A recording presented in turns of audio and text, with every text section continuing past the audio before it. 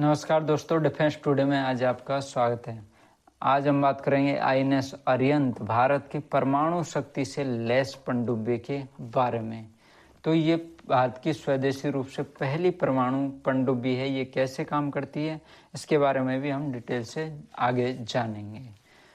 तो आईएनएस अरिहंत भारत की पहली स्वदेशी रूप से विकसित परमाणु शक्ति चालित बैलिस्टिक मिसाइल पनडुब्बी है। मतलब इस पे बैलिस्टिक मिसाइल फिट हो सकती है, लेकिन ये चलती किससे? परमाणु शक्ति से।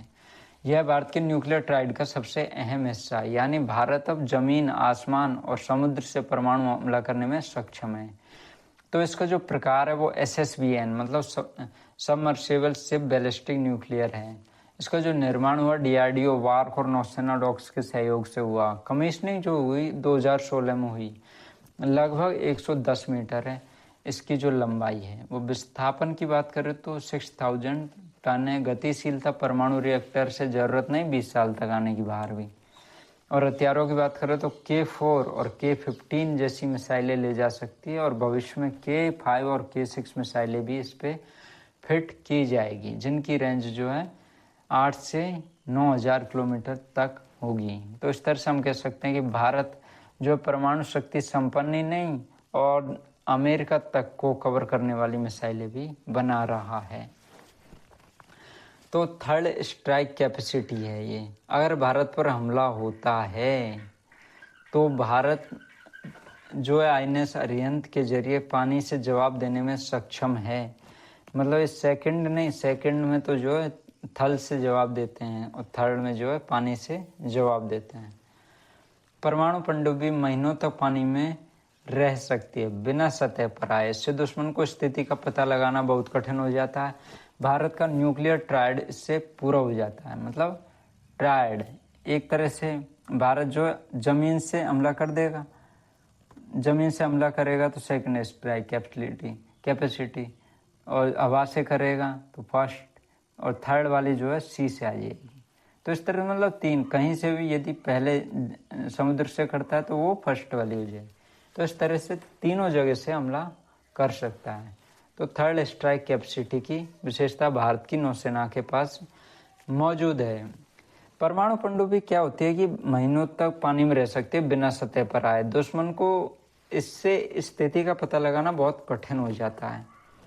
भारत का जो न्यूक्लियर ट्रायड पूरा हो जाता है आईएनएस अरिहंत की तैनाती के बाद। भारत अमेरिका, रूस, चीन, फ्रांस और यूके की श्रेणी में शामिल हो गया, जो त्रिआयामी परमाणु रक्षा क्षमता रखते हैं। मतलब कुछ ही देश है जिनके पास ऐसी क्षमता है। स्वदेशी रूप से निर्माण होना बहुत बड़ी बात है।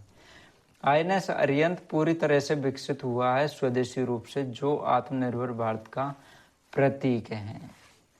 तो न्यूक्लियर ट्रायड तो हमने जान लिया। न्यूक्लियर ट्रायड होने के साथ साथ आत्मनिर्भर है, मतलब भारत और भी ऐसी पनडुब्बियां यहाँ बना सकता है। न्यूक्लियर ट्रायड में तो तीन चीजें आती है, जैसे कि हवा, समुद्र और जल, तीनों से हमला कर सकते हैं। तो इससे कहते हैं कि न्यूक्लियर ट्रायड मतलब हर जगह से हमला आप कर सकते हैं। लेकिन आत्मनिर्भर होना बहुत जरूरी है न्यूक्लियर ट्रायड के लिए भी, कि मान लो आईएनएस अरिहंत पे कुछ खराबी आ जाए या आईएनएस अरिहंत अवेलेबल ना हो उस समय, तो भारत जो है कैसे काम करेगा? तो भारत जो है आगे भी परमाणु पनडुब्बी विकसित कर सकता है। तो भारत के लिए चिंता की बात नहीं है।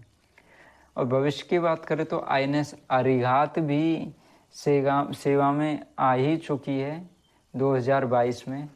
आईएनएस अरिहंत 2016 में लॉन्च हुई थी।